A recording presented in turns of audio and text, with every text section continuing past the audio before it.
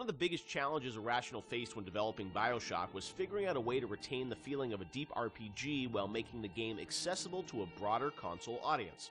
Ultimately, the team succeeded in creating an intricate system of weapon and character upgrades that gave the player choice and customization while keeping the gameplay fast, lean, and engaging.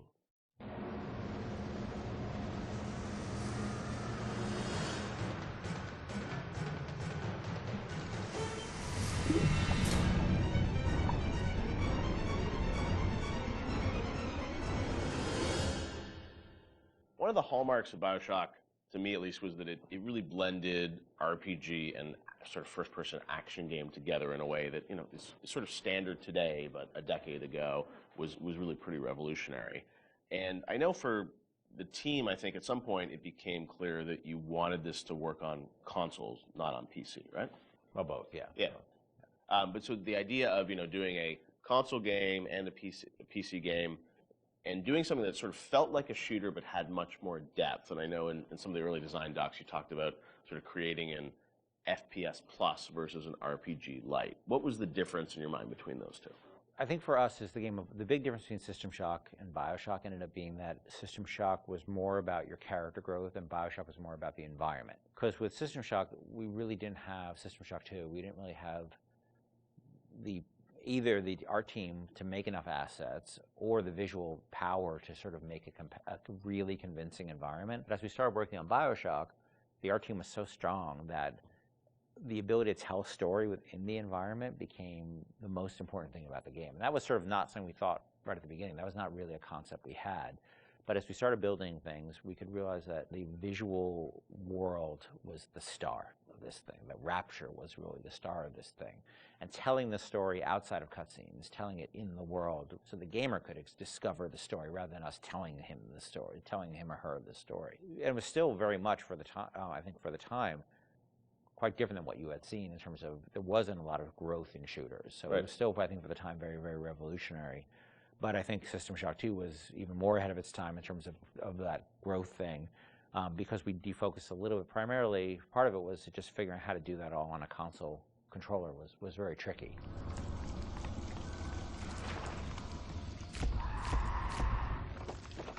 No, I remember even the early demos, people like, you know, you see a plasma, you see like a upgraded weapon, people are like, oh, I've never seen that before in a shooter. And that was, you know, when you were coming out of the sort of, you know, the Quake, Doom, Half-Life, where it's like you have, you know, 8 weapons on the keyboard and you sort of knew what they were and they weren't going to change. Yeah. Sean, was that something that, you know, from a sort of creative standpoint, was it always clear that that was something you guys wanted to do, or it evolved over time because you wanted to have more depth in the game? I mean, it certainly evolved over time, and each, you know, upgrade path was slightly, had its own unique challenges. Like certainly upgrading the weapons, you had to design a base weapon that didn't feel like crap, still felt like something that you wanted to use, but then the ability to add the upgrades to that, and each of the upgrades can come in any order, so you have to be aware that this, you know, parts A, B, and C could come in at any different time to upgrade the weapon. In a first-person shooter, that's your star. That's the thing that you're seeing all the time.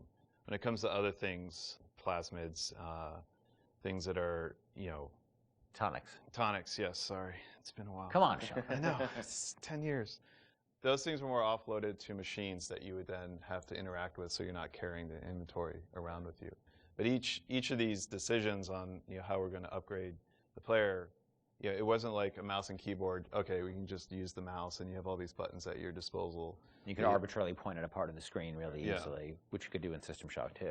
Yeah, so we certainly, you know, learned trial by fire when we were trying to adapt these things to the console at the time. Yeah, and like having, you know, different ammo types and stuff like that. Like we went through numerous iterations of the interface to make it.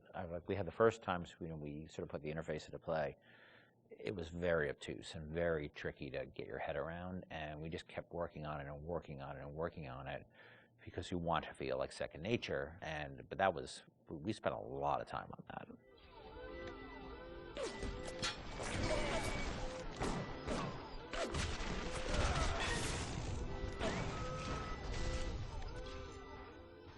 What motivated the idea of having so much choice in the way you could sort of play through this game? What was it to, you know, give the player a better sense of authorship over the experience, or what was driving that? I've always liked the idea of giving the player a lot of agency in terms of their play style.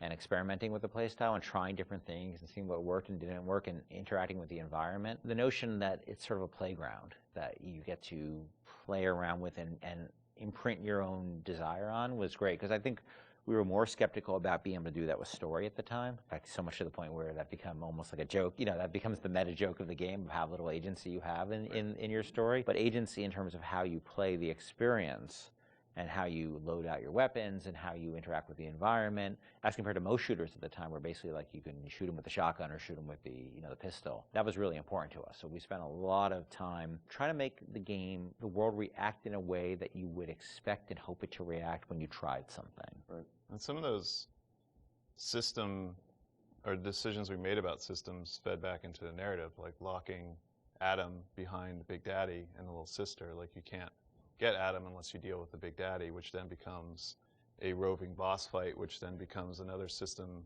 that I don't know if we planned that from the start or was one of those happy, like, serendipity, like, oh, this decision that we made about putting Adam behind the Big Daddy totally works because now we have a different type of boss fight that you hadn't really seen in other games. Actually, it was the other way, because what happened was originally there was no concept of Adam, and Big Daddy just had money and other treasure on them, like every other splicer. Yeah.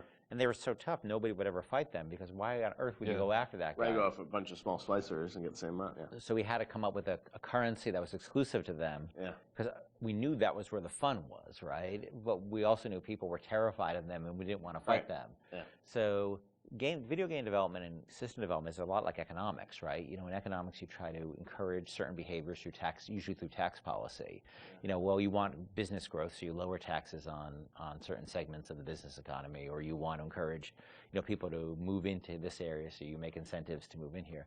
We had to make an incentive for players to fight the Big Daddy, and Adam became that incentive. And then once you had this Adam, then you had a new piece of narrative, which they could then incorporate back into the story. Yeah. An old tasty Adam fucking drink. Stay away from her, or it is you who will be shot next. Easy now, Doctor. He's just looking for a wee bit of Adam. Just enough to get by. I'll not have him hurt my little ones. Talk a bit about the plasmids and the vending machines and that sort of whole approach to, I guess, what is kind of a tech tree, but, and coming from PC games, used to strategy games and whatnot, with very complicated ways of how you would upgrade things. I thought you guys did you had a really interesting approach to how you made it very accessible to a console audience. How did that evolve? Did you know the vending machines were going to be there from the get-go? Well, we had vending machines in System Shock 2, so we were sort of lifting that, and I always thought that was a fun, notion because it's a affordance that people already understand. They see a vending machine, they know immediately, oh, that's where I buy stuff, right? Yeah. And you also then have to have a shopkeep. When we talked about wanting to make things, put limitations on ourselves so things felt fully believable. Yeah. If we had a shopkeeper sitting there, you can't shoot him. He sits there, he doesn't say anything. Right. And all of a sudden he feels fake. Where a vending machine, the Circus of Values machine, can feel 100% authentic. Despite the fact that it's selling like ammo and stuff like that, which is, But in an objectivist society where you don't have rules and regulations on that type of thing, it feeds back into the narrative. But you don't then break the fiction at all by having these characters who sort of don't really live and breathe in the world. So the vending machines became an important part of that, but we still want to give them character, and hence and so that clown image came from a piece of, that image is actually from like a fruit container or something from like the 1940s. Okay. And so we had a book of like royalty-free images, and I saw that image, and I'm like, let's put that clown on it, and we'll call it Circus of Values. And then, we wrote some lines for it, decided he'd be this sort of asshole clown, and then we hired the best actor in the world to play that part. That was me. My biggest Avengers, I didn't cost anything. I didn't know you were really. I was a clown. Yeah. I was a clown. I hear it in my head every day. My wife hates that voice. She hates that voice. You can give us a little of it right here. Welcome to the Circus of Values. She does not allow me to do that, so I'll do it outside of the house. Okay. But it allowed us to have something that felt very rich and very real, while being very limited at the same time.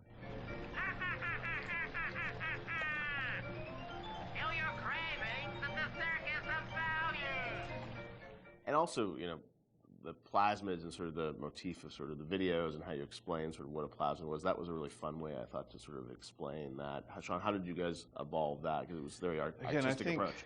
I think those came on pretty late too, because we were developing all these systems, and you make the assumptions because you're dealing with them every day that the player who gets this game is going to understand what these systems are.